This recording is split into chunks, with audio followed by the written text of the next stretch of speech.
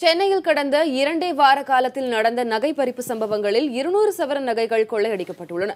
சென்னையை கலக்கும் இந்த வழிப்பறி கொள்ளையர்களால் பொதுமக்கள் மத்தியில் அச்சம் நிலவுகிறது. கடந்த மாதம் 1ஆம் தேதி சென்னை மடிப்பாக்கம், பூக்கடை, திருமங்கலம் ஆகிய இடங்களில் நடந்த நகை பறிப்பு சம்பவங்களில் 35 சவரன் நகைகள் பறிக்கப்பட்டது. 9ஆம் தேதி சைதாப்பேட்டையில் நடந்த செயின் பறிப்பில் 5 சவரன் பறிபோனது.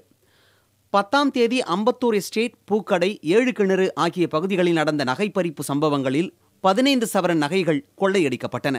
14ஆம் தேதியன்று அடையாறு, அம்பத்தூர், 7 கிணறு, பூக்கடை, ராயப்பேட்டை ஆகிய பகுதிகளில் நடந்த நகைப்பறிப்பு சம்பவங்களில் 44 சவரன் நகைகள் ஒரே நாளில் பறிக்கப்பட்டது.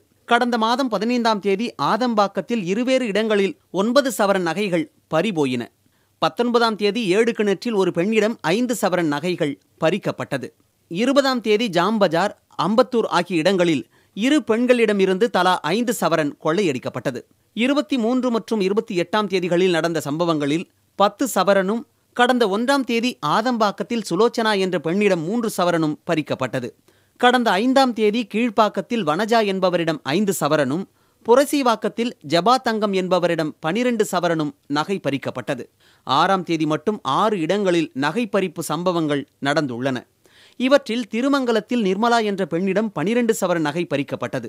வீட்டிலேருந்து இறங்கி காரை ஓப்பன் பண்ண நேரத்தில் 2 பேர் பைக்கில் வந்தாங்க, பல்சர் பைக்கில். ஒருத்தர் ஃப்ரண்ட்டில் இருக்கவர் ஹெல்மெட் போட்டிருந்தாரு, பேக்கில் இருந்தவர் ஹெல்மெட் போடலை. கையில் கழுத்தில் வச்சாங்க. அதுதான் என்னால் என்ன கழுத்தில் ஏன் கையை வச்சாங்க சென்ஸ் பண்ணும்போது தான் தாலி செயின் அறுத்துட்டு போயிட்டாங்க.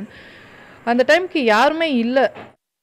வில்லிவாக்கத்தில் கவிதாவிடம் 7 சவரனும், புழல் பகுதியில் நடந்து சென்ற பெண்ணிடம் 11 சவரனும், கீழ்ப்பாக்கத்தில் வெங்கடலட்சுமியிடம் 4 சவரனும், வேளச்சேரியில் வளர்மதியிடம் 5 சவரனும் நகை பறிக்கப்பட்டது.